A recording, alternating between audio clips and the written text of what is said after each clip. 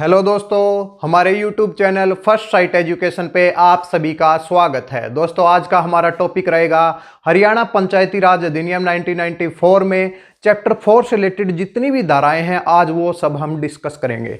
तो भाई चैप्टर 4 क्या कहता है?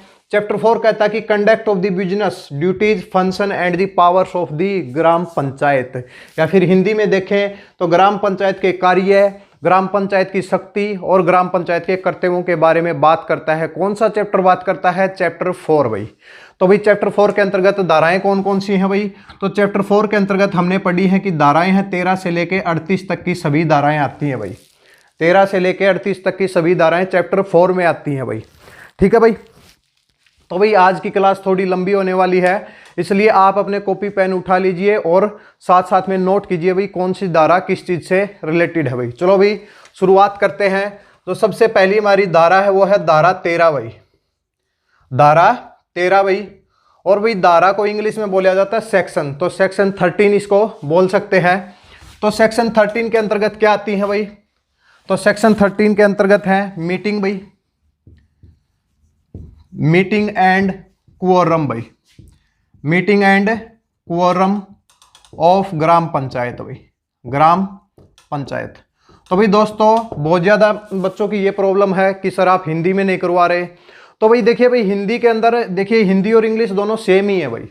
देखा जाए तो मीटिंग है, तो मीटिंग हिंदी का भी वर्ड है, आजकल हम नॉर्मल लैंग्वेज में भी मीटिंग यूज करते हैं। तो meeting and quorum of the gram panchayat, जैसे कोरम है तो कोरम को हम हिंदी में बता देंगे भाई। कोरम क्या होता है भाई? तो भाई कम से कम मेंबर जो कि एक मीटिंग के अंदर प्रेजेंट होने चाहिए उसको कोरम बोलते हैं भाई। ठीक है भाई। तो भाई दोस्तों थोड़ा कोऑपरेट कीजिए भाई। ठीक है। तो भाई meeting and quorum of the gram panchayat, तो भाई क्या होते हैं? सबसे पहले हम मीटिंग की बात करते हैं। तो मीटिंग क्या है? तो मीटिंग से ये है कि भाई एक ग्राम पंचायत की एक महीने के अंदर कम से कम कितनी मीटिंग होनी चाहिए भाई? एक ग्राम पंचायत की एक महीने के अंदर कम से कम कितनी मीटिंग होनी चाहिए? तो भाई ये कम से कम जो मीटिंग होनी चाहिए कितनी होनी चाहिए? 2 होनी चाहिए। कहाँ पे होनी चाहिए? तो भाई जो ग्राम सभा का जितना भी एरिया है, मतलब जो गांव का जितना भी एरिया होता है उसके अंदर भाई ये मीटिंग होंगी भाई। ठीक है। और डिसाइड कौन करेगा? इस मीटिंग को बुला कौन सकता है? तो भी सरपंच भी बुला सकता है और ब्लॉक डेवलपमेंट ऑफिसर भी इसके लिए इजाजत दे सकता है। ठीक है भाई। तो भाई आपको ध्यान रखना है, एग्जाम में अगर पूछा जाए तो कम से कम कितनी मीटिंग होती हैं? 2 मीटिंग होती हैं एक महीने के अंदर भाई। इसके बाद बात आती है क्वोरम। क्वोरम का मतलब होता है कि भाई अगर जब भी कोई एक मीटिंग होगी तो उसमें कम से कम कितने मेंबर प्रेजेंट होने जरूरी है भाई। तो भाई कम से कम कितने होने चाहिए? तो भाई इसमें है कि ग्राम पंचायत आप सभी को पता है ग्राम पंचायत किस चीज से मिलकर बनी है? ग्राम पंचायत में एक सरपंच होता है और पंच होते हैं। तो भाई जब भी कोई मीटिंग होगी तो मेजोरिटी के साथ मीटिंग होनी चाहिए। मेजोरिटी मीन्स मान लिया कि कम से कम, आप देखिए पंच के बारे में हमने क्या कहा था कि कम से कम पंच कितने होने चाहिए? 6 होने चाहिए। ज्यादा से ज्यादा कितने होने चाहिए? 20 होने चाहिए। मान लिया कि एक ग्राम पंचायत में 15 पंच हैं भाई, 15 पंच हैं और एक सरपंच है भाई, तो कितने हो गए भाई? 16। तो भाई जो मीटिंग कंडक्ट कब कराई जाएगी? जब कम से कम 9 होंगे भाई, कम से कम 9 प्रेजेंट होंगे मेजोरिटी के साथ, यानी कि 1/2 क्या है उनका? क्वोरम है भाई। ठीक है। तो भाई मेजोरिटी के साथ मीटिंग को कंडक्ट कराया जाएगा, किसमें? ग्राम पंचायत में भाई। फिर बात आती है कि जब भी कोई बिल पास करना है हमें, तो कोई भी बिल पास होगा वो भी किसके साथ होगा? वो भी मेजोरिटी के साथ ही पास होना चाहिए। जो भी बिल पास होगा वो भी मेजोरिटी के साथ पास होना चाहिए भाई। ठीक है। इसके बाद बात आती है कि कभी अगर जिस टाइम पे वोटिंग होती है तो उसमें क्या पता कि जैसे कि भाई टोटल मेंबर जो प्रेजेंट हैं 16 हैं भाई, तो उसमें से वोट आ जाते हैं 8 उसके फेवर में आ जाते हैं, 8 उसके अगेंस्ट में आ जाते हैं। तो उस टाइम पे क्या होगा? तो भाई उस टाइम पे एक प्रिस्क्राइब्ड अथॉरिटी होती है जो उनको कंडक्ट कराती है, तो वो अपना वोट डाल सकती है। अब प्रिस्क्राइब अथॉरिटी को डिफाइन नहीं किया गया है, उसमें ग्राम सचिव भी हो सकता है, उसके अंदर ब्लॉक डेवलपमेंट ऑफिसर भी हो सकता है। ठीक है भाई। तो आपके जो एक्ट में, बेर एक्ट में लिखा गया है वो लिखा गया है प्रिस्क्राइब्ड अथॉरिटी, तो वो भाई जो वो चूज करना चाहे, जैसे ब्लॉक डेवलपमेंट ऑफिसर किसी व्यक्ति को अगर प्रिस्क्राइब अथॉरिटी बना दे या फिर खुद बन जाए या फिर किसी ग्राम सचिव को बना दे, तो ये उसके ऊपर डिपेंड करता है। लेकिन जब वोटिंग इक्वल होगी तो प्रिस्क्राइब्ड अथॉरिटी अपना वोट दे सकती है। तो भाई क्या हुआ? मीटिंग कम से कम 2 होनी चाहिए। ठीक है। और क्वोरम कितना होना चाहिए? 1/2 होना चाहिए भाई। आइए दोस्तों इसके बाद बात करते हैं धारा 14 भाई। तो भाई धारा 14 के तहत क्या कहा गया है और इसको इंग्लिश में क्या बोलेंगे, सेक्शन 14 के तहत क्या क्या आता है भाई। तो धारा 14 के अंतर्गत है भाई ये तो आप सभी को याद होना चाहिए, क्या है कि अपॉइंटमेंट ऑफ द ग्राम सचिव। जैसे आप तैयारी किस चीज की कर रहे हैं, ग्राम सचिव की, तो ग्राम सचिव की नियुक्ति के बारे में कौन सी धारा कहती है भाई, तो ग्राम सचिव की नियुक्ति भाई, ग्राम सचिव की नियुक्ति कौन सी धारा के अंतर्गत आता है, धारा 14 के अंतर्गत, या फिर अपॉइंटमेंट भाई, अपॉइंटमेंट ऑफ ग्राम सचिव भाई, अपॉइंटमेंट ऑफ द ग्राम सचिव भाई। ठीक है, तो धारा 14 के तहत कहा गया है कि एक ग्राम पंचायत के ऊपर एक ग्राम सचिव का होना जरूरी है, या फिर 2 या 2 से अधिक ग्राम पंचायतों के ऊपर एक ग्राम सचिव का होना जरूरी है भाई। इसके बाद बात करते हैं कि भाई ग्राम सचिव के कार्य क्या होते हैं। तो ग्राम सचिव के कार्यों की बात कहां पे की गई है भाई, तो इसके बाद बात है कि धारा 15 भाई, धारा 15, और धारा 15 में क्या है कि ड्यूटी के बारे में बात की गई है भाई, ड्यूटीज ऑफ द ग्राम सचिव भाई। तो अगर भाई ग्राम सचिव के करते हुए क्या है भाई, उसके क्या क्या काम है उसके बारे में बात हुई है। क्या है कि ग्राम सचिव के करते हुए भाई, ग्राम सचिव के करते हुए, ग्राम सचिव के करते हुए भाई। तो भाई ग्राम सचिव का काम क्या होता है, तो ग्राम सचिव का काम ये होता है कि जब भी सरपंच की देखरेख में कोई मीटिंग कंडक्ट कराई जाती है तो उस मीटिंग का up to date accurate record होना चाहिए भाई, कि कोई एक जैसे पक्का रजिस्टर होता है उसके अंदर सब जो भी मीटिंग के अंदर जो कुछ भी पारित होता है उन सबको एक मीटिंग के अंदर लिखा जाता है। वो काम किसका होता है, वो ग्राम सचिव का काम होता है। और जैसे ही सभा पूरी हो जाती है तो उस पर सिग्नेचर करता है भाई ग्राम सचिव। क्या करता है, उसके ऊपर जितनी भी प्रोसीडिंग हुई है उनके नीचे एक सिग्नेचर करता है कि भाई ये पारित हुआ है, ताकि सरपंच बाद में उसको चेंज न कर सके भाई। ठीक है भाई, या फिर हम कह सकते हैं ग्राम सचिव का क्या काम होता है, सुपरविजन ऑफ द सरपंच, यानी कि सरपंच के ऊपर काम करता है कि जो भी मीटिंग के अंदर पारित होता है या फिर जो भी कैश बुक है, जितनी भी ऑडिट है, पैसे का लेन देन है, सब कुछ जो होता है तो वो उसके ऊपर सिग्नेचर किसके होते हैं, वो सेक्रेटरी के सिग्नेचर होते हैं।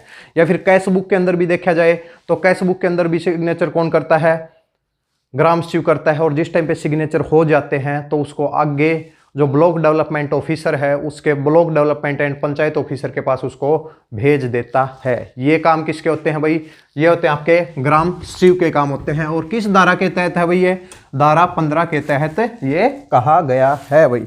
आइए दोस्तों, इसके बाद बात करते हैं धारा 16 भाई। धारा 16 के तहत क्या आता है भाई, तो भाई धारा 16 के तहत क्या होता है कि ग्राम पंचायत किसी अन्य व्यक्ति को ग्राम सचिव के अलावा नियुक्त कर सकती है, लेकिन सहमति किसकी जरूरी है भाई, तो सहमति चाहिए भाई, उसमें पंचायत समिति की सहमति जरूरी है भाई, उसकी अप्रूवल लेनी पड़ेगी भाई।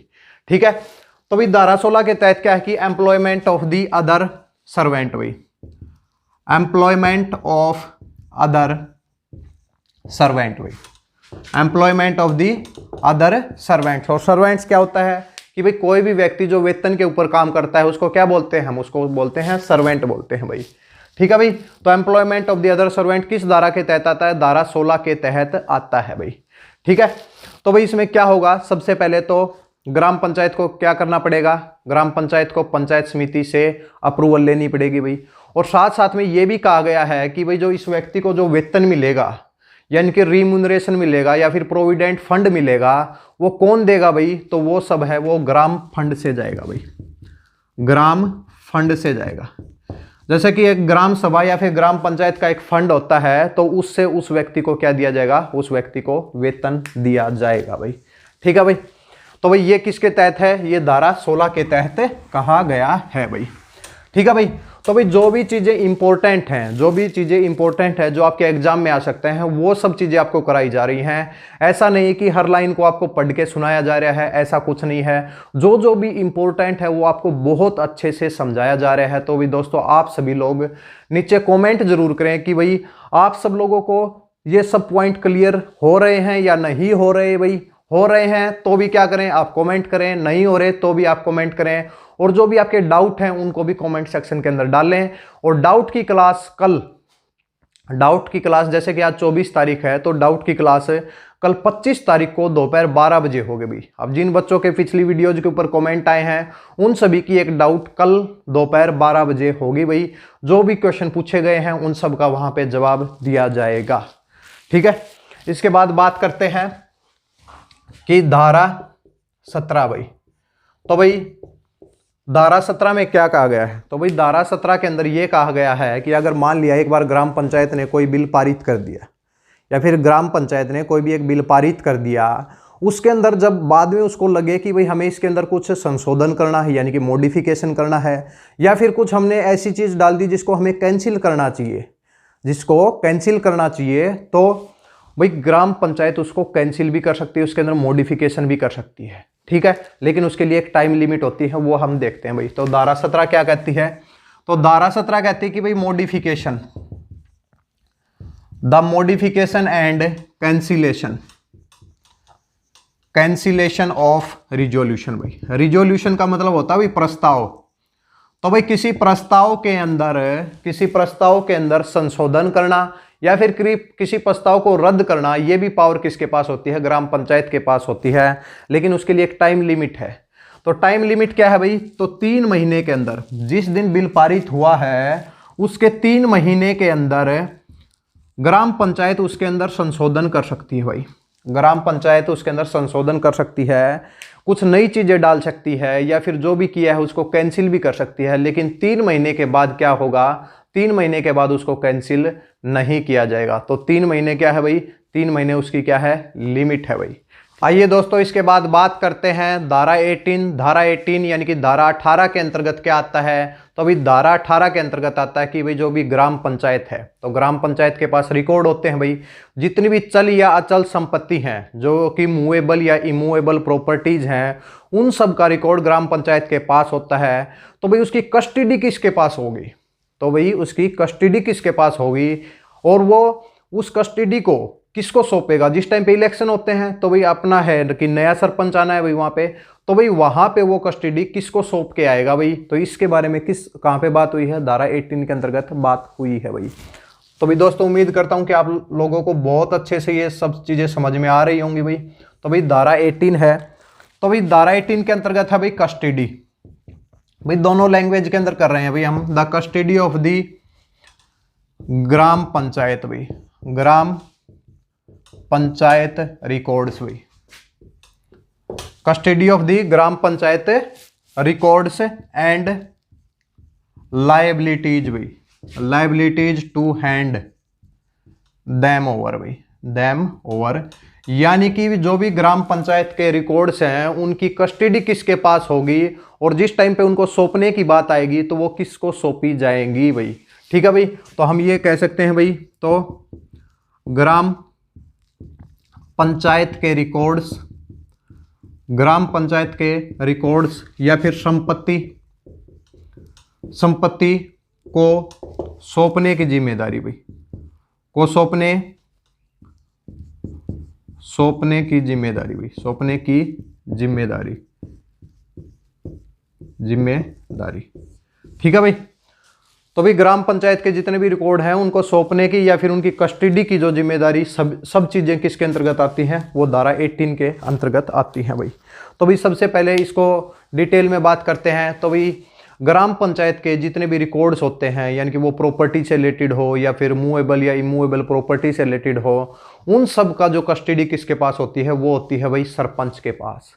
अगर मान लिया सरपंच नहीं है तो किसके पास? तो ब्लॉक डेवलपमेंट ऑफिसर कहेगा कि भाई किसी पंच को नियुक्त कर दीजिए, पंच के पास वो रखी जाएंगे भाई।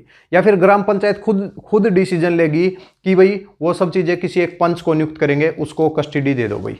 ठीक है, इसके बाद बात आती है कि मान लिया कि जिस टाइम पे इलेक्शन होते हैं, तो जैसे ही इलेक्शन होंगे तो उसके 7 दिन पहले, जैसे ही इलेक्शन का जो प्रोग्राम आता है, जिस टाइम पे इलेक्शन होते हैं, तो भाई जो ब्लॉक डेवलपमेंट ऑफिसर है, ब्लॉक डेवलपमेंट जो ऑफिसर है वो क्या कहेगा कि वो कहेगा कि जो ये जितने रिकॉर्ड हैं इन सब को भाई सबमिट किया जाए। और कहाँ पे किसको सबमिट करना पड़ेगा भाई?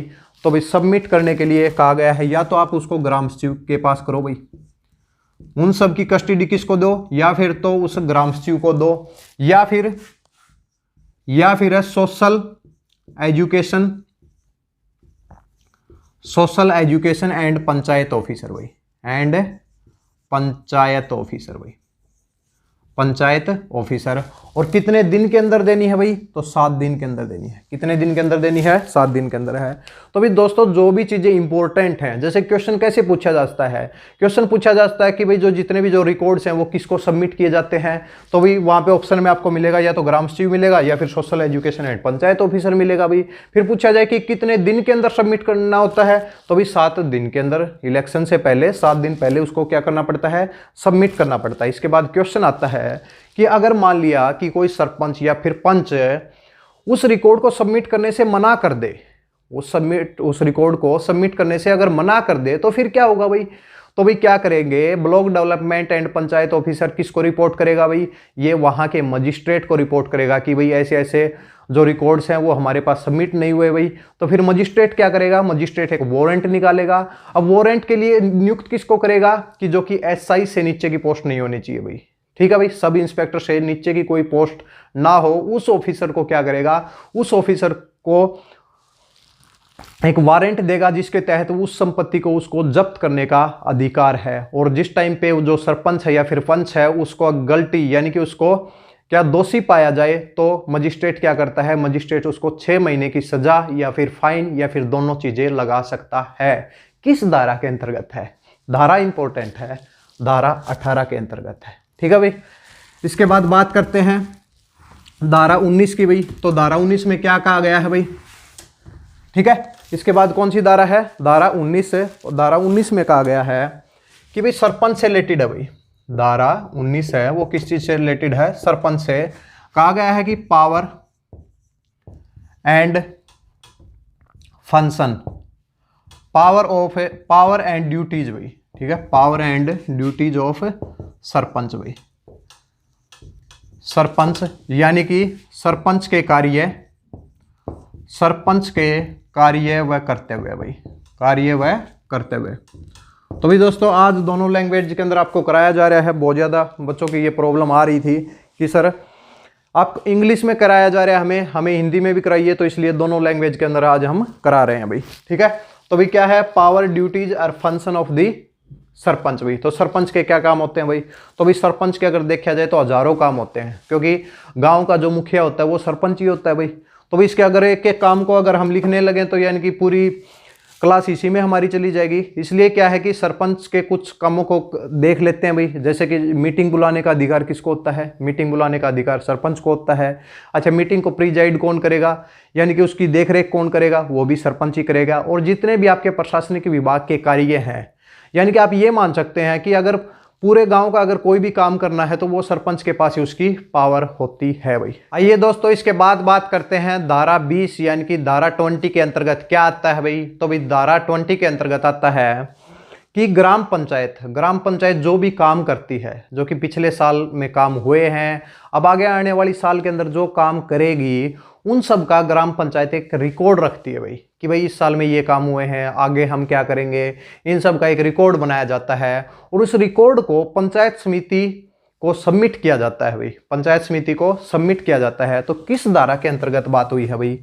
तो भाई ये धारा 20 है भाई। धारा 20 के अंतर्गत क्या बात हुई है कि भाई रिपोर्ट तैयार की जाएगी किसके ऊपर भाई? रिपोर्ट ऑन वर्क भाई, वर्क मतलब काम भाई, ऑफ ग्राम पंचायत। तो ग्राम पंचायत का जितने भी काम हुए हैं उन सब की एक रिपोर्ट तैयार की जाएगी। किस धारा के अंतर्गत की जाएगी? धारा 20 के अंतर्गत की जाएगी। इसके अलावा एक बात और बहुत महत्वपूर्ण है कि ग्राम पंचायत हाफ ईयरली रिपोर्ट भी तैयार करती है। हाफ ईयरली रिपोर्ट भी तैयार करती है मीन्स मतलब 6 महीने के अंतर्गत भी एक रिपोर्ट बनाती है। उसमें कहा जाता है कि कितना पैसा आया है, कितना पैसा कहाँ पे लगाया गया है, इन सब की भी एक रिपोर्ट तैयार की जाती है। और ये हाफ ईयरली रिपोर्ट कब तैयार करती है? एक जो रिपोर्ट तैयार की जाती है वो दिसंबर में की जाती है भाई, और एक जो तैयार की जाती है वो जून में की जाती है। यानी कि 6 महीने में हाफ ईयरली रिपोर्ट भी तैयार की जाती है, कहाँ पे पैसा लगाया गया है, कितना पैसा गांव में आया है भाई। ठीक है, तो भाई दोस्तों आप हमारे चैनल को सब्सक्राइब जरूर करें भाई। तो सब्सक्राइब जैसे आपको नीचे ऑप्शन दिखाई दे रहा होगा, वहाँ पे आपका सब्सक्राइब का एक ऑप्शन है, आप उसको सब्सक्राइब जरूर करें, क्योंकि उससे होगा क्या कि जैसे ही हमारी नेक्स्ट वीडियो आएगी तो आपके पास नोटिफिकेशन अपने आप वहाँ पे पहुँच जाएगी कि हमारी क्लास कंटिन्यू हो गई है भाई, ठीक है भाई। और इसके अलावा भाई आप शेयर जरूर करें भाई, आपके पास जितने भी स्टडी ग्रुप हैं, आपके पास जितने भी स्टडी ग्रुप हैं, सभी में इस वीडियो को शेयर जरूर करें कि भाई जो हमने पढ़ाया है वो बात हर बच्चे तक पहुंचनी चाहिए भाई, ठीक है भाई। इसके बाद बात करते हैं भाई कि धारा 21 भाई, धारा 21 क्या कहती है, धारा 21 के अंतर्गत क्या आता है भाई। तो धारा 21 के अंतर्गत आता है धारा 21 में कहा गया है कि ग्राम पंचायत के कार्य, ग्राम पंचायत के कार्यों के बारे में बात की गई है भाई। तो ग्राम पंचायत के अगर कार्यों को अगर देखें तो भाई कार्यों का कोई भी लिमिट नहीं है, कितने कार्य करवा सकते हैं, सभी काम। तो गांव के जितने भी काम होते हैं वो किसके होते हैं, वो ग्राम पंचायत के होते हैं भाई। तो भाई धारा 21 के अंतर्गत आप पहले तो ये याद रखें भाई कि भी जो ग्राम पंचायत के कार्य हैं वो किस धारा के अंतर्गत आते हैं, ड्यूटीज एंड फंक्शन। ये क्वेश्चन नहीं पूछा जाएगा कि भाई ये जैसे आपको काम दे दिए जाए ये किसके काम है भाई। अब ग्राम पंचायत के अगर पूछे जाएंगे तो जो भी काम दिए जाएंगे वो सभी ग्राम पंचायत के होंगे, तो ऐसा क्वेश्चन नहीं आएगा। क्वेश्चन आएगा कि duties and function of the gram panchayat किस धारा के तहत आती है भाई। तो भाई ये आती है भाई किसके तहत आती हैं, धारा 21 के तहत आती हैं। तो भाई हम बता देते हैं कि भाई ग्राम पंचायत के कुछ जैसे कि क्या क्या कार्य होते हैं। तो भाई ग्राम सभा में जो कुछ भी पारित किया जाता है, ग्राम सभा में जो कुछ भी पारित किया जाता है उसका बाद में क्या किया जाता है, एक बार विवरण लिया जाता है कि जो कुछ हुआ है वो सही है या नहीं। ये ग्राम पंचायत का काम होता है कि वो दोबारा से उसको जांचती है कि क्या क्या पारित हुआ है, और फिर फाइनल डिसीजन कौन लेती है, ग्राम पंचायत लेती है भाई। इसके लिए पंचायत के लिए क्या करती है, ग्राम पंचायत क्या करती है, एनुअल प्लान्स तैयार करती है भाई। फिर क्या है कि वार्षिक बजट भी तैयार करती है। सार्वजनिक स्थानों पर अगर किसी ने कब्जा किया है, अगर किसी व्यक्ति ने किसी सार्वजनिक स्थान पे कब्जा किया है तो उस कब्जे को हटाना भी किसका काम होता है, ग्राम पंचायत का होता है। ग्राम पंचायत क्या करेगी, रिपोर्ट करेगी भाई, ऊपर मजिस्ट्रेट के पास रिपोर्ट करेगी और फिर उस सब के बारे में बताएगी, ठीक है। एग्रीकल्चर यानी कि कृषि को बढ़ावा देना भी किसका काम होता है, ग्राम पंचायत का होता है। डेवलपमेंट ऑफ वेस्टलैंड यानी कि बंजर भूमि का विकास, बंजर भूमि का विकास का काम कौन करती है, तो भी ये भी किसके हाथ में होता है, ये भी ग्राम पंचायत के हाथ में होता है।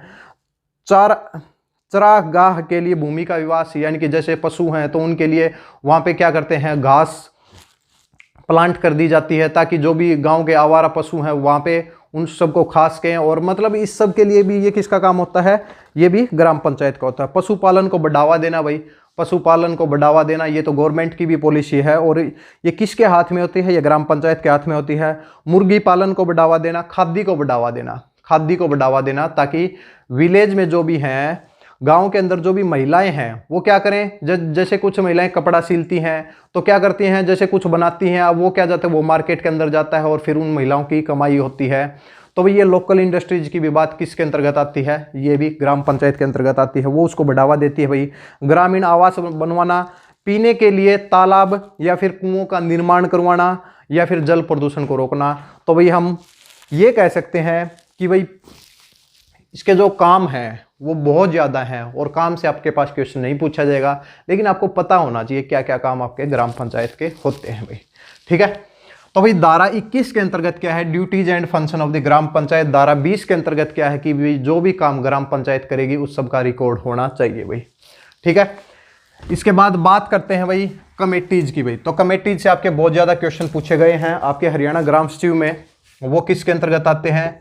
तो भाई जो ग्राम पंचायत की कमेटी के बारे की बात है तो वो किसके अंतर्गत आती है भाई, वो धारा 22 के अंतर्गत आती है। तो भाई कमेटीज के ऊपर हमने क्या किया है, तो कमेटीज के ऊपर हमारी एक क्लास है, जो लास्ट क्लास हुई थी, जो 4th क्लास थी, वो कमेटीज के ऊपर है, जिसमें हमने बताया है कि भाई जो ग्राम पंचायत की पंचायत समिति और जिला परिषद की कौन कौन सी कमेटियां हैं, उसके अंदर कितने मेंबर हैं और ज़्यादा से ज़्यादा कितने मेंबर हो सकते हैं, उनके एक्स ऑफिस चेयरमैन कौन है, एक्स ऑफिस मेंबर कौन है, और हर कमेटी का क्या क्या काम होता है, ये सब हमने वहाँ पे डिस्कस किया है। तो भाई दोस्तों आप वहाँ जाके देखें, आपको वहाँ से एक क्वेश्चन तो आपके एग्जाम में जरूर आएगा। अगर ग्राम सचिव का अब एग्जाम होगा तो उसमें क्या होगा कि उसमें कमेटी से एक क्वेश्चन जरूर पूछा जाएगा, क्योंकि अब जैसे ग्राम सचिव का एग्जाम हुआ तो उसमें पंचायत समिति की जो कमेटी है उसी से 3 से 4 क्वेश्चन पूछ लिए गए। तो अब की बार क्या पता ग्राम पंचायत की कमेटी से पूछ ले या फिर जिला परिषद की कमेटी से क्वेश्चन पूछ लिया जाए भाई। तो कमेटीज किसकी भाई, तो committees of the gram panchayat भाई, gram panchayat. Committees of the gram panchayat. तो भाई कौन कौन सी कमेटी होती है भाई, ठीक है। तो कमेटीज में जो आता है, तो कमेटीज में इसमें जो पहली जो कमेटी है वो है भाई प्रोडक्शन कमेटी भाई, प्रोडक्शन सब कमेटी भाई, प्रोडक्शन सब कमेटी। और इसको जो बोला जाता है, क्या बोला जाता है भाई, उत्पादन उप समिति भाई, उत्पादन उप समिति भाई। तो भाई सबसे पहले कि ये रिलेट किस चीज से करती है भाई, प्रोडक्शन आपको पता है कि भाई एग्रीकल्चर के प्रोडक्शन के बारे में, एनिमल हस्बेंड्री के बारे में, या फिर लोकल इंडस्ट्रीज हैं उनके बारे में कौन सी कमेटी बात करती है, कौन सी कमेटी गठित की जाती है, वो है प्रोडक्शन सब कमेटीज भाई, ठीक है, प्रोडक्शन सब कमेटीज। इसके बाद बात आती है इसके अंदर भाई मेंबर कितने होने चाहिए भाई, इसमें कम से कम बात की गई है, ज्यादा से ज्यादा बात नहीं हुई। पंचायत समिति में ज्यादा से ज्यादा बात हुई थी, कितने थे भाई, 6 थे। लेकिन यहां पे कम से कम कितने होने चाहिए, तो कम से कम होने चाहिए 5 भाई। कम से कम कितने होने चाहिए, इसके अंदर मेंबर कितने होने चाहिए, कम से कम 5 होने चाहिए। और किसको मिला के, सरपंच को मिला के। अगर सरपंच को न मिलाएं तो कम से कम कितने होने चाहिए, 4 होने चाहिए। अगर सरपंच को मिला दें तो फिर क्या होंगे, कितने होने चाहिए, सरपंच को मिला के 5 होने चाहिए भाई, ठीक है। इसके बाद बात आती है कि इसका एक्स ऑफिस चेयरमैन या फिर इसका एक्स ऑफिस मेंबर कौन होता है। तो भाई इस कमेटी का, जो प्रोडक्शन कमेटी का जो एक्स ऑफिस चेयरमैन या फिर एक्स ऑफिस मेंबर कौन होता है, वो सरपंच होता है भाई, ठीक है। तो भाई प्रोडक्शन कमेटी से सब पॉइंट आपके क्लियर हो गए होंगे। इसके बाद बात आती है सेकंड कमेटी है, वो है भाई सोशल जस्टिस कमेटी भाई, social justice committee, social justice committee, या फिर इसको बोला जाता है सामाजिक न्याय उप समिति भाई, उप समिति। तो भाई यहां पे आप सब लगा लें भाई, ये सब कमेटी होती हैं सभी, ठीक है, सब कमेटी। तो सेकंड कमेटी कौन सी है, सोशल जस्टिस सब कमेटी, यानी कि सामाजिक न्याय समिति। ये किसके बारे में बात करती है, तो भाई हमने लास्ट क्लास में भी डिस्कस किया था, social justice sub committee weaker section की बात करती है। वीकर सेक्शन में आते हैं हमारे शेड्यूल्ड कास्ट और क्या है, वोमेन्स भाई, ठीक है, उनके अधिकारों की बात करती है। जैसे कि सामाजिक और आर्थिक आधार पे उनके साथ कोई भी भेदभाव नहीं होना चाहिए, इन सब के लिए एक कमेटी बनाई जाती है। जैसे कि उनको एजुकेशन के लिए उनको प्रेरित किया जाए भाई, उनको खेल के लिए प्रेरित किया जाए भाई, ठीक है। इन सब के लिए कमेटी है, कौन सी है कि वो सोशल जस्टिस कमेटी। अगर किसी के अधिकारों का उल्लंघन भी होता है तो वो इस कमेटी को क्या कर सकता है, रिपोर्ट कर सकता है भाई, ठीक है। तो भाई इस कमेटी के अंदर मेंबर कितने होने चाहिए भाई, तो भाई कम से कम कितने होने चाहिए, कम से कम 5 होने चाहिए, और ज्यादा से ज्यादा कितने भी हो सकते हैं भाई, ठीक है। फिर बात आती है कि भाई इसका चेयरमैन कौन होगा, एक्स ऑफिस चेयरमैन कौन होगा। इसका जो एक्स ऑफिस चेयरमैन है, जैसे कि जो ग्राम पंचायत है, जो कि ग्राम पंचायत है जिसमें पंच और सरपंच होते हैं, तो वो मेजोरिटी के साथ एक पंच को चुनते हैं भाई, एक पंच को चुनते हैं। और वो पंच क्या होता है, वो पंच इस कमेटी का क्या होता है, एक्स ऑफिस चेयरमैन या फिर एक्स ऑफिस मेंबर होता है भाई, ठीक है भाई। ये सोशल जस्टिस कमेटी हुई भाई। और इसके साथ में सोशल जस्टिस कमेटी में जो 5 मेंबर होते हैं उसमें कम से कम एक महिला होनी जरूरी है भाई, कम से कम एक महिला होनी जरूरी है, ये कंडीशन है भाई। और कम से कम एक शेड्यूल्ड कास्ट का मेंबर होना जरूरी है, ठीक है। और 3 मेंबर और हो सकते हैं भाई, या फिर 2 महिलाएं हो सकती हैं, या फिर 2 शेड्यूल्ड कास्ट के। ये डिसीजन किसका होगा, ये डिसीजन होगा भाई ग्राम पंचायत का होगा। लेकिन ये कंडीशन है कि कम से कम एक महिला और कम से कम एक शेड्यूल्ड कास्ट का मेंबर तो जरूर होना चाहिए भाई, ठीक है भाई। इसके बाद बात है कि भाई amenities committee, amenities sub committee, यानी कि भाई आपको जो भी सुविधाएं दी जाएंगी गांव में, कौन कौन सी सुविधाएं दी जाएंगी, उन सब के बारे में बात होती है भाई। एमिनिटीज यानी कि सुविधाएं उप समिति भाई, सुविधाएं उप समिति। इसमें किसकी बात हुई है भाई, इसमें शिक्षा की बात हुई है, इसमें रोजगार की बात हुई है, इसमें पब्लिक हेल्थ की बात हुई है। तो ये सब चीजें आपको प्रोवाइड कराई जाएंगी। तो कैसे प्रोवाइड कराई जाएंगी, इसके लिए कमेटी बनाई जाएगी, कहाँ पे क्या क्या चीजें को, कौन सा काम कहाँ पे करना है, कहाँ पे गली बनवानी है, या फिर कहाँ पे पानी की सुविधा हमें करनी है, कहाँ पे एजुकेशन के लिए कोई हमें स्कूल का निर्माण करना है, या फिर किसी कोई भी हॉस्पिटल है उसके अंदर कुछ सुविधाएं नहीं है तो ग्राम पंचायत उसके अंदर भी सुविधाएं दे सकती है। तो ये कमेटी कौन सी कमेटी है, एमिनिटीज सब कमेटी होती है भाई। इसके अंदर मेंबर 5, कम से कम 5, और एक्स ऑफिस जो चेयरमैन होता है वो कौन सा होता है, सरपंच होता है। तो भाई प्रोडक्शन सब कमेटी और एमिनिटीज सब कमेटीज का जो एक्स ऑफिस चेयरमैन होता है वो कौन होता है, वो होता है सरपंच होता है। और सोशल जस्टिस कमेटी का जो एक्स ऑफिस चेयरमैन कौन होता है, वो होता है कौन होता है भाई, वो पंच होता है। भाई दोस्तों बेर एक्ट आप पढ़ रहे होंगे, मैं उम्मीद करता हूँ आप बेर एक्ट पढ़ रहे हैं, लेकिन जब आप बेर एक्ट को उठाते हैं तो भाई उससे आपको बहुत ज़्यादा चीज़ें समझ में नहीं आती, और हम क्या करते हैं उन चीज़ों को थोड़ा सा ईजी बना देते हैं ताकि आपको वो बेर एक्ट अच्छे से समझ में आ जाए भाई। ठीक है, तो बेर एक्ट में ये सब लिखा गया है। अब हमने यहाँ से बताया धारा 22 के अंतर्गत आते हैं कमेटीज और फिर प्रोडक्शन, सोशल और एमिनिटीज। तो भाई आप सभी को ये चीज़ें अच्छे से क्लियर हो गई होंगी। अगर आपको अगर ये चीज़ें अच्छे से क्लियर हैं तो भाई दोस्तों वीडियो को शेयर जरूर करें भाई, हर स्टडी ग्रुप में शेयर करें भाई, ताकि हरियाणा के चारों कोनों में ये वीडियो पहुंच जाए भाई, और हमें भी मोटिवेशन मिले और आपकी भी स्टडी कंटिन्यू चलती रहे भाई। ये दोस्तों इसके बाद बात करते हैं धारा 23। धारा 23 में क्या कहा गया है कि धारा 23 में कहा गया है कि पंचायत समिति के वो कार्य जो कि वो ग्राम पंचायत को दे सकती है। ग्राम पंचायत समिति के वो कार्य जो कि ग्राम पंचायत को दिए जा सकते हैं। तो धारा 23 के अंतर्गत क्या है कि द फंक्शन का मतलब होता है कार्य भाई, the function of the panchayat samiti भाई, function of the panchayat samiti which may be delegated to the gram panchayat भाई, टू द ग्राम पंचायत, यानी कि पंचायत समिति के वो कार्य जो कि वो ग्राम पंचायत को दे सकती है। किस धारा के अंतर्गत बात हुई है, धारा 23 के अंतर्गत। कार्य कौन कौन से हैं भाई, जैसे कि एडमिनिस्ट्रेटिव कंट्रोल, जैसे प्रशासनिक विभाग से रिलेटेड जो भी कार्य हैं, या फिर मेंटेनेंस ऑफ लैंड से रिलेटेड जो भी हैं काम, वो ग्राम पंचायत को दिए जा सकते हैं भाई। ठीक है, तो भाई ये क्या है, ये धारा 23 है। इसके आगे बात करते हैं धारा 24 भाई। धारा 24 में क्या है भाई, तो भाई धारा 24 थोड़ी इंपॉर्टेंट है भाई। ठीक है, तो धारा 24 में क्या है कि धारा 24 में कहा गया है इंक्रोचमेंट, एक वर्ड यूज हुआ है। इंक्रोचमेंट मतलब अतिक्रमण और बाधा, दोनों वर्ड यूज किए गए हैं। कैसे कि भाई जैसे कि कोई ग्राम पंचायत कोई कार्य करती है, ग्राम पंचायत कोई कार्य करती है, अगर कोई व्यक्ति उस कार्य में बाधा उत्पन्न करे, यानी कि कोई भी काम, जैसे कि ग्राम पंचायत ने कोई गली बनवाई है भाई, तो कोई व्यक्ति उसकी खुदाई कर दे भाई, तो फिर ये क्या है, ये अतिक्रमण या फिर किसी ग्राम पंचायत के कार्य में बाधा उत्पन्न करने के कार्य है भाई। तो इनको क्या है, रोकने का काम किसका है, इनको रोकने का काम किसका है, ग्राम पंचायत का है भाई। ठीक है भाई, तो भाई धारा 24 में क्या है कि the power to require the encroachment भाई, इंक्रोचमेंट का मतलब होता है अतिक्रमण भाई। अतिक्रमण मीन्स कि किसी चीज का उल्लंघन करना, जैसे कि कोई गली है, तो जैसे आप मकान बनाते हैं, तो मकान क्या है कि जैसे कि कोई एक पब्लिक प्लेस है, तो जो गली है वो तो पब्लिक होती है भाई। तो जैसे आप अपने मकान को थोड़ा गली के अंदर बना देते हैं कई बार, तो वो क्या हो जाता है, वो अतिक्रमण का केस हो जाता है भाई। ठीक है, तो require the encroachment and nuisance भाई, और न्यूसेंस का मतलब होता है बाधा उत्पन्न करना। जैसे कि ग्राम पंचायत ने कोई कार्य है करने के लिए क्या किया है, कुछ व्यक्तियों को कोई काम दिया है, अब आप कहें कि हम यहाँ पे गली नहीं बनने देंगे, ये नहीं करने देंगे, तो वो भी सबकी पावर किसके पास है, तो वो किसके पास है, वो भी ग्राम पंचायत के पास होती है भाई। ठीक है भाई, तो power to require the encroachment and the nuisance, तो भाई दोनों लैंग्वेज का ख्याल रखा जा रहा है।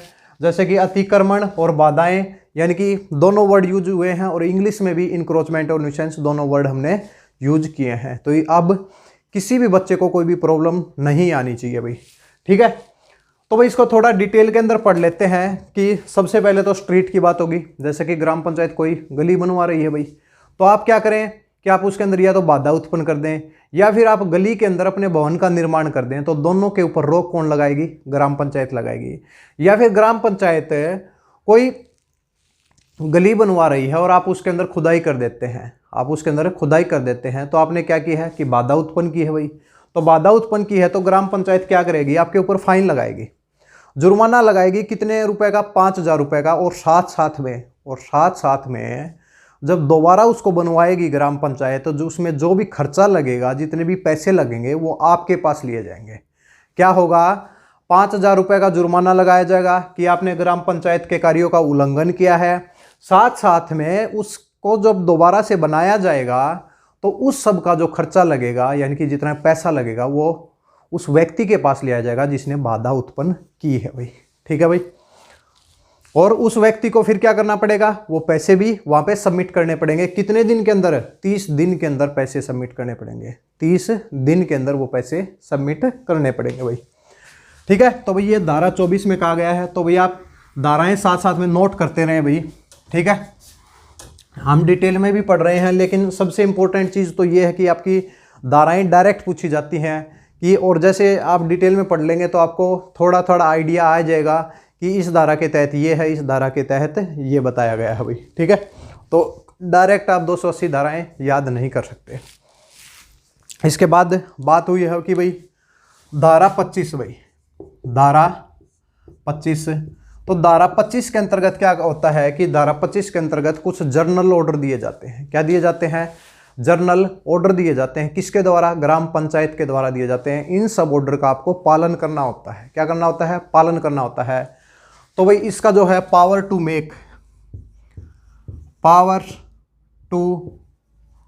मेक जर्नल ऑर्डर भाई, power to make the general order किसके द्वारा भाई? ग्राम पंचायत के द्वारा। तो भाई ये सब जो बात हो रही है आज, ये सब ग्राम पंचायत की बात हो रही है भाई।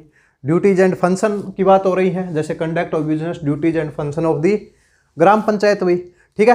तो power to make the general orders भाई, यानी कि ग्राम पंचायत कुछ ऑर्डर पास करेगी। जैसे कि आपके गांव में कोई एक कुआं है, कुआं तो सब समझते होंगे, जैसे कुआं है, जैसे उस कुएं का जो पानी है उसका टीडीएस बढ़ गया है, यानी कि उसके अंदर जो आपके जो हानिकारक तत्व हैं वो ज़्यादा बढ़ गए हैं, इसलिए वो पीने लायक नहीं है भाई। तो भाई ग्राम पंचायत क्या कर सकती है? उसके ऊपर बैन लगा सकती है कि इस कुएं का पानी कोई यूज नहीं करेगा। किसको ध्यान में रखते हुए? पब्लिक की हेल्थ को ध्यान में रखते हुए उसके ऊपर क्या लगा सकती है? उसके ऊपर बैन लगा सकती है। अगर कोई व्यक्ति ग्राम पंचायत के कार्यों का उल्लंघन करता है तो उसके ऊपर भी क्या लगा सकती है? उसके ऊपर भी बैन लगा सकती है। जैसे कि कोई एक गांव के अंदर कोई एक सड़क है, अगर कोई उसकी खुदाई करे तो भाई ये ग्राम पंचायत के कार्यों का उल्लंघन हुआ। तो भाई ग्राम पंचायत पहले ही ये कहती है कि भाई ऐसे कार्य, ऐसा कोई भी कार्य कोई भी व्यक्ति ना करे जिससे ग्राम पंचायत के कार्यों में कोई बाधा उत्पन्न हो। या फिर इसके अलावा कहती है कि भाई खुले में शौच नहीं करना चाहिए। ऐसे ऐसे बहुत ज़्यादा ऑर्डर ग्राम पंचायत के द्वारा पारित किए जाते हैं, और उन सब का पालन हर व्यक्ति को करना होता है भाई। ठीक है। अगर नहीं करेंगे तो उसके अंतर्गत क्या है? आपके ऊपर जुर्माना लगाया जाएगा। क्या लगाया जाएगा? जुर्माना लगाया जाएगा। ठीक है। तो दोस्तों उम्मीद करते हैं बहुत अच्छे से, जितना हो सकता है हमारे पास 100% हम क्या कर रहे हैं, बिल्कुल मतलब डिटेल में समझाने की कोशिश कर रहे हैं, ताकि आपको बिल्कुल क्लियर हो जाए कि बिल्कुल निचले स्तर पर काम किस प्रकार किया जाता है, काम किस प्रकार किया जाता है। भाई दोस्तों आप कमेंट करके ज़रूर बताएं। जितने भी बच्चे वीडियो देख रहे हैं वो सभी कमेंट करके ज़रूर बताएं कि आपको वीडियो कैसी लग रही है। ठीक है। और आपको सब कुछ समझ में आ रहा है या नहीं आ रहा तो भी आप कमेंट करें। अगर आपका कोई डाउट है तो भी कमेंट करें भाई। और साथ में चैनल को सब्सक्राइब करना तो बिल्कुल ना भूलें भाई।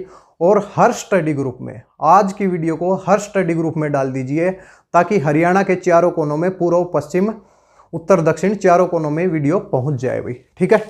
तो भाई आगे बात करते हैं कि धारा 26 भाई, धारा 26। और धारा 26 में एक वर्ड यूज हुआ है। धारा 26 में आबादी, आबादी दे, आबादी दे। अब ये आबादी दे क्या होता है? जैसे कि आप पूरा बेर एक्ट पढ़ रहे हैं, लेकिन आपको जैसे क्या होगा, preparation A map of the आबादी दे। अब आबादी दे किसी को याद नहीं होगा भाई। आबादी दे क्या होता है? आबादी दे गांव के बसे हुए क्षेत्र को कहते हैं। बिल्कुल क्लियर हो जाएगा आपको। आबादी दे किसे कहते हैं? गांव का बसे हुए क्षेत्र को क्या किया जाता है? आबादी दे कहा जाता है। और हमारे पूर्वज क्या कहते हैं? जैसे ये तो हमने दे लिखा है, अगर हरियाणवी में हमारे पूर्वज क्या कहते हैं? देड़ बोलते हैं। क्या बोलते हैं? देड़ बोलते हैं। जैसे कि एक परिवार है, जैसे वो उस गांव का नहीं है, वो आज से मतलब 100 साल पहले वहां पे आके बसा है, तो हमारे पूर्वज क्या कहते थे? हमने इनको देल पे बसाया था, देहड़ पे बसाया था। ये वर्ड आप पूर्वजों से सुन सकते हैं जाके भाई। ठीक है। तो हमने इनको देड़ पे बसाया था, मतलब गांव की बाउंड्री पे बसाया गया था। और कई बार कहा भी जाता है कि ये परिवार गांव की देड़ पे रहता है, यानी कि जिस टाइम पे गांव खत्म हो जाता है उसके बिल्कुल बाउंड्री पे वो परिवार रहता है। तो देह को देड़ बोला जाता है, हरियाणवी में देड़ बोला जाता है। ठीक है। तो भाई ये क्या है कि काम क्या होता है, वैसे हम तो धारा पे थे, तो इसमें है भाई preparation, preparation of map of भाई, प्रीपरेशन ए मैप ऑफ भाई, प्रीपरेशन ए मैप ऑफ, और ये आबादी दे इसमें भाई ऐड कर दो भाई।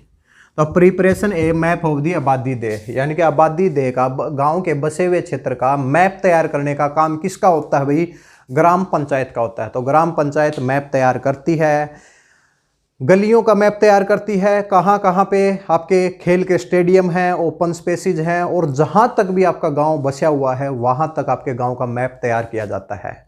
गांव का मैप तैयार किया जाता है। अगर किसी व्यक्ति को लगे कि भाई इन्होंने मैप को गलत तैयार किया है ग्राम पंचायत ने, तो वो 30 दिन के अंदर, जिस टाइम पे मैप आपको बता दिया जाता है कि मैप तैयार हो चुका है, तो उसके 30 दिन के अंदर आप उसके अंदर क्या है कि अगर आपको लगे कि कुछ गलत इन्होंने किया है तो आप क्या कर सकते हैं, आप उसके लिए शिकायत कर सकते हैं। लेकिन टाइम पीरियड कितना होगा, 30 दिन का होगा, 30 दिन का होगा।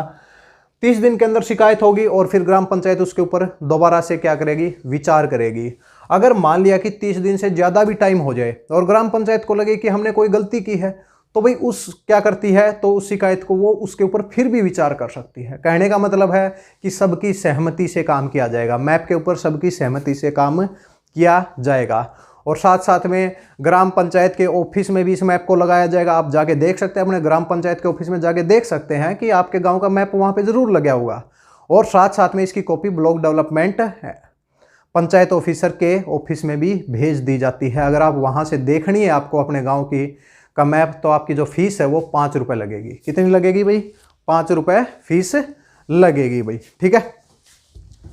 इसके बाद बात करते हैं भाई धारा 27 भाई। तो भाई आज सभी धाराएं डिस्कस करेंगे। वीडियो जो आज हमारी लंबी हो रही है, लेकिन आज हमारी जो क्लास 9 बजे स्टार्ट हुए, आप भाई पूरी वीडियो देख के सोएं भाई, और सुबह उठते ही उसका रिवीजन करें भाई, ठीक है। अब धारा है 27 भाई, धारा है 27।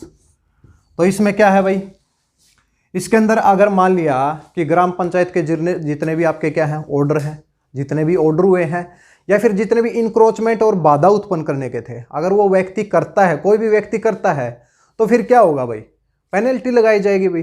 तो पेनल्टी किस धारा के तहत लगाई जाएगी, तो पेनल्टी लगाई जाएगी धारा 27 के तहत, पेनल्टी फॉर दी डिसओबीडेंस भाई। डिसओबीडेंस का मतलब था उल्लंघन करने के लिए भाई। Power for the disobedience of the general order भाई, जर्नल ऑर्डर भाई, ठीक है भाई।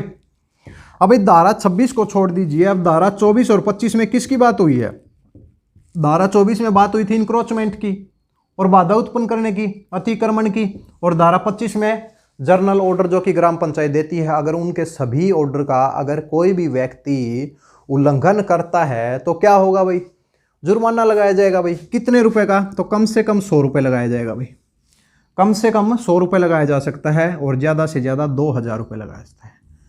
तो भाई कम से कम 100 रुपये लगाया जाता है, ज़्यादा से ज़्यादा कितना लगाया जा सकता है, 2000 रुपये तक का जुर्माना उसके ऊपर लगाया जा सकता है भाई, ठीक है।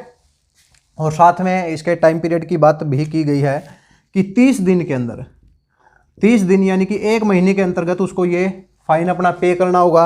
अगर मान लिया कि वो फाइन पे नहीं करता है, तो भाई उसके जो लैंड रिवेन्यू जो टैक्स कुछ होते हैं, तो उनसे वो काट लिया जाएगा, या फिर और किसी मेथड से भी उसको वसूल कर लिया जाएगा भाई, ठीक है। तो भाई यह है धारा 27। और इसके बाद बात करते हैं धारा 28 की। धारा 28 बिल्कुल ईजी है भाई, धारा 28 बिल्कुल ईजी है, धारा 28 भाई। तो धारा 28 में अभी अपील भाई, मौका तो सभी को दिया जाना चाहिए। जैसे कि आपके ऊपर फाइन लगाया गया है, अब जैसे आपको डायरेक्ट ग्राम पंचायत फाइन लगा दे और आपको बोलने का मौका ही नहीं दिया जाए, क्या पता वो कार्य और किसी ने किया हो और आपका नाम किसी ने वहां पे लिखवा दिया हो भाई, तो आपको क्या है कि आपको अपील करने का अधिकार होना चाहिए, अपना पक्ष रखने का अधिकार होना चाहिए। तो आप उसके खिलाफ क्या कर सकते हैं, अपील कर सकते हैं।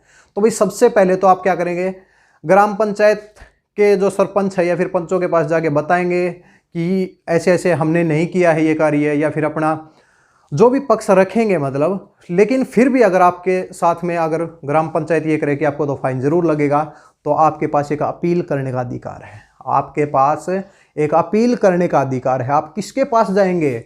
आप जाएंगे डीसी के पास। डीसी मतलब डिप्टी कमिश्नर के पास जाएंगे। उस जिले के डिप्टी कमिश्नर के पास आप जाएंगे और वहां पे अगर डिप्टी कमिश्नर को लगा कि इस व्यक्ति ने कोई गलत कार्य नहीं किया है तो वो उसको बरी कर सकता है, उस फाइन से उसको बरी कर सकता है।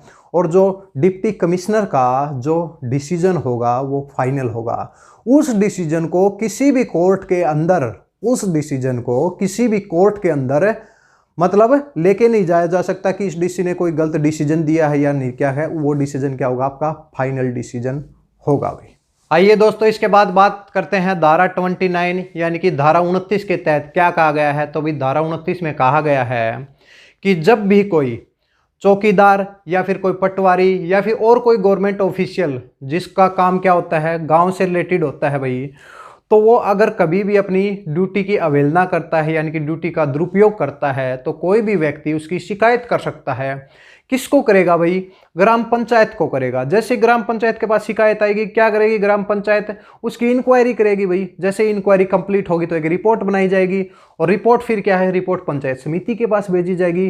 पंचायत समिति में किसके पास भेजी जाएगी? वो सीओ को भेजी जाएगी भाई।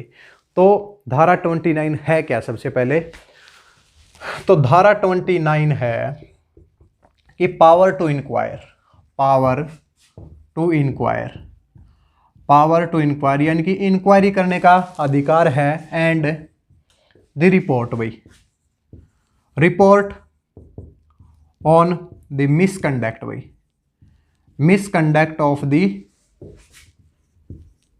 पेटी ऑफिशियल। अभी दोस्तों ये मत सोचना कि भाई ये इंग्लिश में लिखा गया है तो हमें इंग्लिश में ही पढ़ाया जा रहा है। तो सबसे पहले आपको बता दिया कि भाई जो इंक्वायरी है, इंक्वायरी और रिपोर्ट बनाने का अधिकार ग्राम पंचायत के पास है। तो भाई ये किस धारा के अंतर्गत है? ये धारा 29 के तहत है भाई। अब लिखा है हमने किस में है? लिखा है इंग्लिश में है, लेकिन हिंदी में इसको हमने एक्सप्लेन किया है भाई। तो भाई आप सभी लोग इसको समझ गए होंगे भाई। ठीक है, अभी हमने बताया कि इंक्वायरी जैसे हुई, इंक्वायरी के बाद पंचायत समिति को भेजी गई वही रिपोर्ट और पंचायत समिति में सीओ के पास भेजी गई। अब सीओ क्या करता है? सीओ कोई डिसीजन लेता है और डिसीजन के बाद ग्राम पंचायत को वापस से वो इन्फॉर्म कर देता है कि इस ऑफिशियल के बारे, इस ऑफिसर के बारे में क्या डिसीजन लिया गया है भाई। ठीक है, तो ये धारा 29 के अंतर्गत आते हैं भाई। अब धारा 30 यानी कि धारा 30 के अंतर्गत क्या है? तो भाई धारा 30 के अंतर्गत क्या है कि ग्राम पंचायत गवर्नमेंट के साथ कॉन्ट्रैक्ट कर सकती है। किस चीज़ से रिलेटेड?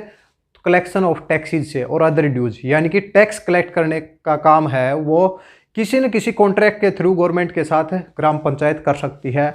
तो कौन सी धारा में है भाई ये बात? देखो भाई धाराएं जरूर याद रखनी है।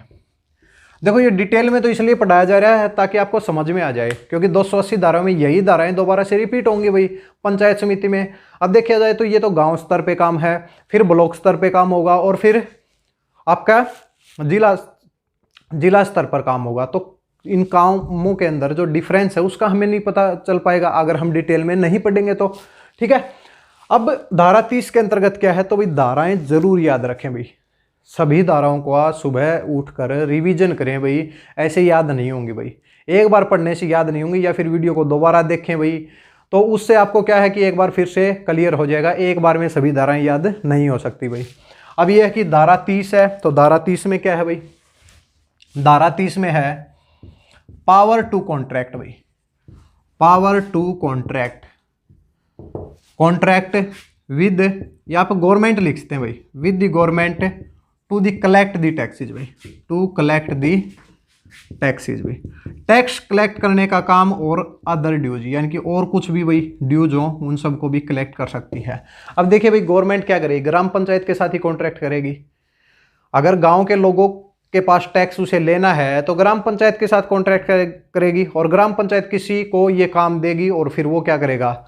उन सब का टैक्स कलेक्ट करेगा, फिर उसको पैसे दिए जाएंगे। इस तरीके से काम होता है भाई। ठीक है, तो भाई ये किस धारा के अंतर्गत है? धारा 30 के अंतर्गत है कि भाई गवर्नमेंट और ग्राम पंचायत के बीच में एक कॉन्ट्रैक्ट साइन किया जाता है। किसके लिए? टैक्स के लिए, और बिना किसी कानून की अवहेलना के साथ किया जाता है भाई।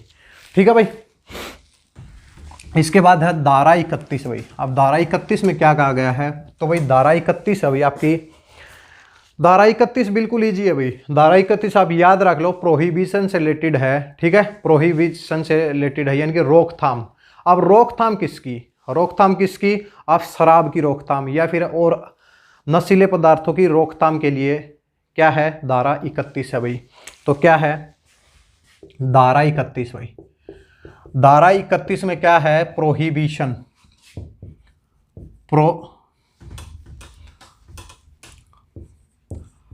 Powers for the prohibition, prohibitions of liquor लिख सकते हैं भाई, यानी कि लिक्वर मतलब शराब है भाई, ठीक है। तो वैसे लिखा तो इसको क्या क्या गया है भाई, प्रोहिबिशन लिखा गया है, लेकिन हमने साथ में एक वर्ड लिखा है कि लिक्वर, लिक्वर मतलब इसकी शराब भाई, यानी कि शराबबंदी से रिलेटेड है भाई। तो शराब को बंद किस प्रकार किया जाएगा, तो भाई जो बच्चे गांव में रहते हैं उन सभी को पता है भाई ये, बस ये है कि आपको तो ये करना है कि धारा 31 के तहत है ये, आपको ये याद रखना है कि धारा 31 के तहत शराबबंदी है भाई, ठीक है। लेकिन किस प्रकार होता है, जैसे कि आपकी क्या होती है, एक मीटिंग होती है ग्राम सभा की, ग्राम सभा की मीटिंग होती है। ग्राम सभा की मीटिंग में 1/10 मेंबर के साथ एक रिजोल्यूशन पास किया जाता है, 1/10 के साथ है रिजोल्यूशन पास किया जाता है कि इस गांव में किसी भी क्या शराब कहाँ से खरीदी जाती है, ठेके से खरीदी जाती है भाई। तो यहाँ आसपास में किसी कोई भी शराब की दुकान नहीं लगाई जाए भाई, यहाँ शराब की कोई भी आसपास कोई भी दुकान नहीं लगाई जाए, इसके लिए 1/10 के साथ मेंबर्स के साथ है एक रिजोल्यूशन पास किया जाता है। और वो रिजोल्यूशन क्या है, आपको याद रखना है कि 1 अप्रैल से 31 दिसंबर तक, 1 अप्रैल से 31 दिसंबर तक पास किया जा सकता है। रिजोल्यूशन कब पास किया जा सकता है, अगर कोई चाहे कि हम जनवरी के अंदर रिजोल्यूशन पास करेंगे तो उसका कोई फायदा नहीं होगा भाई। रिजोल्यूशन कब पास होना चाहिए, 1 अप्रैल से लेके 31 दिसंबर तक पास होना चाहिए। फिर क्या होगा, फिर 15 दिन के अंदर भाई, 15 दिन के अंदर उसको एक्साइज डिपार्टमेंट को दिया जाएगा, एक्साइज एंड टैक्सेशन कमिश्नर को दिया जाएगा भाई, टैक्सेशन कमिश्नर को दिया जाएगा, एक्साइज एंड टैक्सेशन कमिश्नर को दिया जाएगा, या फिर हम कह सकते हैं एक्साइज विभाग को दिया जाएगा 15 दिन के अंदर भाई। और जैसे ही 15 दिन मतलब 15 जनवरी तक भाई, यानी कि 15 जनवरी तक फिर डिसीजन लिया जाएगा कि जैसे यहाँ से क्या है 1/10 मेंबर के साथ ये पास हो रखा है, तो भाई इसमें डिसीजन क्या है कि एक्साइज विभाग को वो पारित ही करना पड़ेगा, वो पारित ही करना पड़ेगा। लेकिन वो लागू कब से होगा, वो लागू कब से होगा, वो अगले साल के लिए, जैसे ये 15 जनवरी है, अब 1 अप्रैल आएगी भी इसके बाद, तो 1 अप्रैल से लेके और फिर अगली जो 1 अप्रैल है तब तक क्या हो जाएगा, वो लागू हो जाएगा, तब तक क्या हो जाएगा, लागू हो जाएगा। इसके लिए भी क्या है कि ये साल भी डिसाइड कर सकते हैं कि 5 साल के लिए बंदी करनी है या 1 साल के लिए करनी है, ये सब किसके पास होता है, ये एक्साइज विभाग के पास होता है भाई, ठीक है। तो भाई ये क्या है, ये है धारा 31 भाई। तो शराबबंदी से रिलेटेड है भाई, आप सभी को ये समझ में आ गई होगी भाई। इसके बाद बात करते हैं धारा 32 भाई, यानी कि 32 धारा के तहत क्या कहा गया है, तो 32 धारा में है एंट्रीज एंड द इंस्पेक्शन भाई। धारा 32 भाई, आज की क्लास बहुत लंबी होने वाली है भाई, अब धारा 38 तक हमें पढ़नी है भाई। तो इसमें क्या कहा गया है कि एंट्रीज एंड द इंस्पेक्शन भाई, एंट्री एंड द इंस्पेक्शन भाई, इंस्पेक्शन भाई ये है कि ये किस चीज़ से रिलेटेड है कि अगर कभी ग्राम पंचायत क्या करती है, गांव में कार्य करवाती है, अब उन कार्यों का संचालन अच्छे से हो रहा है या नहीं, इस चीज़ को चेक करने के लिए क्या करती है ग्राम पंचायत, किसी ऑफिशियल को चुनती है, जैसे या तो पंच में से या फिर सरपंच कोई भी। तो पंच या सरपंच जो कि ग्राम पंचायत द्वारा कोई ऑफिशियल चुना जाएगा, वो क्या कर सकते हैं, वो कहीं पे भी जाके जहाँ पे ग्राम पंचायत का कार्य चल रहा है वहाँ पे जाके चेक कर सकते हैं कि यहाँ पे संचालन अच्छे तरीके से हो रहा है या फिर नहीं हो रहा भाई, ठीक है। तो किस धारा के तहत है, धारा 32 के तहत entries and the inspection of the gram panchayat official की बात की गई है। लेकिन साथ में एक कंडीशन भी दी गई है, कंडीशन ये है कि भी कोई भी सरपंच या फिर कोई भी पंच या भी कोई भी अधिकारी जो चुना गया है वो सूर्यास्त के बाद या सूर्योदय से पहले कभी भी नहीं जा सकता। ये कंडीशन है भाई, सूर्यास्त के बाद और सूर्योदय से पहले कभी भी वो अधिकारी उस निर्माण स्थल पर नहीं जा सकता। इंस्पेक्शन के लिए वैसे जा सकता है, ठीक है। अब ये धारा 32 के तहत था भाई, और अब धारा 33 भाई, अब धारा 33 भाई, ये है भाई धारा 33। और धारा 33 में किसकी बात हुई है, इसके अंदर बाजार से रिलेटेड है भाई। जैसे कि आपके गांव में मेले लगते हैं भाई, गांव के अंदर मेले लगते हैं, मार्केट लगती हैं, तो वो कैसे लगती हैं, ग्राम पंचायत लगवाती है भाई उन्हें। तो भाई ग्राम पंचायत क्या है कि ग्राम पंचायत नए मेले या फिर नए मार्केट्स की शुरुआत कर सकती है, यानी कि कोई भी नए मेले की या फिर किसी मार्केट की शुरुआत कर सकती है, लेकिन उसके लिए उसे अप्रूवल किसकी चाहिए, अप्रूवल चाहिए भाई उसे पंचायत समिति की। किसकी चाहिए भाई, पंचायत समिति की, पंचायत समिति की। तो भाई ये हम कह सकते हैं कि भाई फेयर्स एंड मार्केट्स भाई, एंड मार्केट्स, यानी कि मेले और बाजार शुरू करने के लिए कौन सी धारा है भाई, धारा 33 भाई। उसके लिए सहमति किसकी लेनी होगी, पंचायत समिति की लेनी होगी। बताना क्या होगा कि ये बताना होगा कि जो भी मेलों से या फिर जो भी मार्केट से जो भी पैसा आएगा उसको समाज की भलाई के लिए यूज किया जाएगा, समाज की भलाई के लिए यूज किया जाएगा। या फिर पंचायत समिति का भी कुछ, आप क्या करते हैं, पंचायत समिति को भी कुछ पैसा दिया जा सकता है ताकि वो भी वहां पे पैसा लगा सके भाई। ठीक है, तो ये किसके तहत है भाई, ये धारा 33 के तहत कहा गया है। आइए दोस्तों इसके बाद बात करते हैं धारा 34, धारा 35, धारा 36, धारा 37 और धारा 38 भाई। ठीक है, एक साथ में सभी को डिस्कस करेंगे, क्योंकि देखिए कि अगर आप इंपॉर्टेंट धाराएं इसमें देखें तो सबसे जो इंपॉर्टेंट धारा कौन सी है, वो धारा 22 है भाई। कौन सी धारा है भाई, धारा 22 सबसे ज्यादा इंपॉर्टेंट है। इन सब को आपको क्या करना है, याद रखना है कि डायरेक्ट हम इनको समझा देते हैं कि धारा 34 में क्या है कि पावर ओवर दी वाटरवेज। तो वाटरवेज यानी कि वाटर से रिलेटेड, यानी कि आपके गांव में किसी भी वाटर से रिलेटेड अगर कुछ भी है तो उसकी पावर किसके पास है, वो ग्राम पंचायत के पास होती है। कि मान लिया कि कोई ब्रिज बनवाना है भाई, तो यानी कि ब्रिज बनवाना है तो वाटर से रिलेटेड अगर कोई भी ब्रिज बनवाना है तो किसके पास पावर है, किसके पास है, ग्राम पंचायत के पास है। ठीक है, या फिर किसी भी गली को चौड़ा करवाना है या फिर उसको पक्का करवाना है, ये सब भी किस धारा के अंतर्गत आती है, धारा 34 के अंतर्गत आती है भाई। ठीक है, इसके बाद धारा 35 है। धारा 35 में क्या है, power regarding the naming of the street and the numbering of the building भाई। मतलब भाई किसी स्ट्रीट का यानी कि किसी गली को नाम देना भाई ये सभी इंग्लिश में देख के आप जो भी हिंदी मीडियम से हैं वो ये ना सोचें कि सब हिंदी में इंग्लिश में कराया जाएगा, सबको हिंदी में बताया जा रहा है भाई। सबसे पहला कि पानी से रिलेटेड है भाई, पानी से रिलेटेड पावर किसके पास है, ग्राम पंचायत के पास है। फिर धारा 35 है। धारा 35 में क्या है कि भाई जो गलियों के जो नाम हैं, जो गलियों के नाम हैं और बिल्डिंग जितनी भी है, इमारतें हैं, उनके जो नंबर हैं वो भी पावर किसके पास है, वो भी किसके पास है, ग्राम पंचायत के पास है। क्या कर सकती है ग्राम पंचायत, ग्राम पंचायत गलियों को नाम दे सकती है, गलियों को नाम दे सकती है, इमारतों की नंबरिंग कर सकती है कि भाई इस गांव के अंदर कितने मकान हैं भाई और कौन सी गली कहाँ पे जाती है, उसको गली का नाम दे दिया भाई। लेकिन अगर कोई व्यक्ति इन गलियों को, जैसे इन गलियों के ऊपर पेंट कराया जाता है कि गली नंबर ये है, या फिर गलियों आपने देखा होगा दीवारों के ऊपर मान लिया कि गवर्नमेंट की कोई स्कीम है तो उसको भी क्या किया जाता है, उसको भी पेंट करवाया जाता है ताकि लोगों को पता चले कि भाई ऐसे ऐसे हेल्थ से रिलेटेड ये स्कीम है, सब चीज़ों का पता चले। ठीक है, ये काम कौन करवाती है, ग्राम पंचायत करवाती है। लेकिन जिस दीवार पे कराती है उसके मालिक की सहमति से करवाती है, मालिक की सहमति से करवाती है, यानी कि सब भाईचारे से होते हैं भी काम। ग्राम पंचायत में लगभग जो काम है वो भाईचारे से ही होते हैं। ठीक है, तो भाई अगर कोई व्यक्ति इन दीवारों को गंदा करे या फिर इनके गलियों के नाम बदल दे तो भाई ग्राम पंचायत क्या करेगी, उसके ऊपर फाइन लगाएगी, जुर्माना लगाएगी। कितने रुपए का जुर्माना लगेगा, तो जुर्माना लगेगा भाई 500 रुपए का। कितने का लगेगा, 500 रुपए का। पीछे जो धारा 24 और 25 और फिर 27 इन सब का अगर उल्लंघन कोई करता है तो कितना जुर्माना था, तो वो था 100 रुपए से लेके 2000 रुपए तक का, 100 रुपए से लेके 2000 रुपए तक का वहां पे जुर्माना था भाई। यहाँ पे कितना है, यहाँ पे नंबरिंग और इनके दीवारों को गंदा करने के लिए कितना जुर्माना है, 500 रुपए का है भाई। ठीक है, धारा 36 में क्या है कि power to take over the management of the institutions भाई। ठीक है, तो भाई कोई भी इंस्टीट्यूशन अगर ग्राम सभा के एरिया में अगर कोई इंस्टीट्यूशन है, अगर मान लिया कि वो ग्राम पंचायत उसकी मैनेजमेंट का काम लेना चाहती है तो भाई वो ले सकती है, वो ले सकती है। लेकिन किसकी सहमति से, डायरेक्टर की सहमति से। किसकी सहमति से, डायरेक्टर की सहमति से भाई।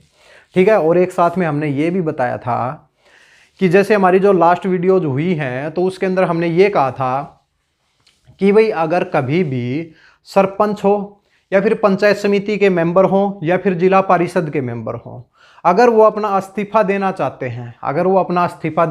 हैं, तो भाई वो किसको देंगे, इस्तीफा किसको देंगे? तो भाई ये है कि इस्तीफा तो किसी को भी दे सकते हैं। जैसे कि मान लिया कि भाई जो सरपंच है वो बीडीपीओ को इस्तीफा दे के आ जाता है, तो भाई बीडीपीओ उसको रिसीव तो कर लेता है, लेकिन जो उसको इस्तीफे का जो मंजूरी का जो अधिकार है वो बीडीपीओ के पास नहीं है, भाई। अभी अभी आपने देखा होगा कि बहुत ज़्यादा, जैसे कि आपके क्या है कि हिसार डिस्ट्रिक्ट से बहुत ज़्यादा सरपंचों ने इस्तीफे दिए हैं। किसके? किसान आंदोलन के समर्थन में बहुत ज़्यादा इस्तीफे दिए गए हैं भाई। तो उसमें क्या है कि उन्होंने दिए हैं बीडीपीओ को, लेकिन उनको जो रिसीव करने का, यानी कि जिनके ऊपर जो सिग्नेचर करने का, यानी कि उनको मंजूर करने का जो अधिकार किसके पास है, वो आप याद रखना, ये क्वेश्चन बहुत इंपॉर्टेंट है। वो है भाई डायरेक्टर ऑफ द पंचायती राज, यानी कि पंचायती जो डिपार्टमेंट है उसका एक डायरेक्टर होता है, वो उन सब इस्तीफों को क्या देता है? मंजूरी देता है। ये क्वेश्चन आप जरूर याद रखें भाई, ठीक है। या फिर जिला परिषद के या फिर पंचायत समिति के सभी के इस्तीफों को जो मंजूरी कौन देता है? मंजूरी देता है डायरेक्टर ऑफ द पंचायती राज। ये क्वेश्चन आप जरूर याद रखें भाई, ये क्वेश्चन आपके एग्जाम में जरूर आएगा, ठीक है। तो यहाँ पे power to take over the management of institution किस धारा के तहत है? धारा 36 के तहत इसकी बात हुई है भाई। ये आपको याद रखने भी, जैसे पावर ओवर दी वाटरवेज 34 है। 35 में क्या है भाई कि भाई जो गलियों के नाम हैं या फिर बिल्डिंग की नंबरिंग है वो धारा 35 के तहत आती है। धारा 36 में मैनेजमेंट ऑफ इंस्टीट्यूशन लिए जाते हैं भाई। और धारा 37 में क्या है कि maintenance and improvement of the school and hospital and dispensaries भाई। ये क्या है भाई? ये ग्राम सभा के एरिया में अगर कोई स्कूल है या फिर कोई हॉस्पिटल है जिसकी कंडीशन अच्छी नहीं है, वैसे हॉस्पिटल तो है लेकिन क्या पता उसमें पानी पीने की सुविधा ही न हो या फिर कोई उसके अंदर दवाइयाँ न हो, तो फिर ग्राम पंचायत क्या कर सकती है कि उस स्कूल या फिर उस हॉस्पिटल या फिर उस डिस्पेंसरीज की मदद कर सकती है। वहाँ पे पानी पीने की सुविधा करवा सकती है, वहाँ पे दवाइयाँ उपलब्ध करवा सकती है। ये भी क्या है? किस धारा के तहत है? धारा 37 के तहत है। दोस्तों उम्मीद करता हूँ बहुत अच्छे से आपको समझ में आ रहा होगा। धारा 38 में क्या है कि भाई धारा 38 में ये कहा गया है कि मान लिया 2 या 2 से अधिक ग्राम पंचायतें हैं भाई, उनके अंदर कोई स्कूल नहीं है आसपास, यानी कि बच्चों को 3-4 गांव छोड़ के स्कूल में जाना पड़ता है और वहाँ पे कोई स्कूल नहीं है, तो भाई वहाँ की 2-3 गांव की जो पंचायतें हैं आपस में मिल बैठ के एक डिसीजन लेती हैं कि हमारे गांव में भी स्कूल होना चाहिए। अगर हमारे गांव में न हो तो 2-3 गांवों को मिला के स्कूल होना चाहिए ताकि बच्चों को दूर न जाना पड़े भाई। इसलिए वहाँ पे क्या है, वो स्कूल का भी निर्माण करवा सकती है, वो क्या है, वो हॉस्पिटल का निर्माण भी करवा सकती है, ठीक है भाई। लेकिन फंड कहाँ से आएगा? फंड या तो राज्य सरकार देगी या फिर केंद्र सरकार देगी, ठीक है। तो ये क्या है कि फंड के लिए है ग्राम पंचायत के पास अगर फंड है, अगर 3 ग्राम पंचायत मिलकर करती है फंड है तो वो बना सकते हैं, लेकिन अगर फंड नहीं है तो रिटर्न में लिखा जाएगा कि हमारे पास फंड नहीं है, और ये क्या करेगा कि जो राज्य सरकार है वो फंड देने की कृपा करे भाई, ठीक है। तो ये किसके तहत है? ये धारा 38 के तहत है भाई। तो भाई दोस्तों आज की क्लास में हमने क्या जाना है? आज की क्लास में हमने जाना है कि भाई जो धाराएं हैं धाराएं कहाँ से कहाँ तक हैं?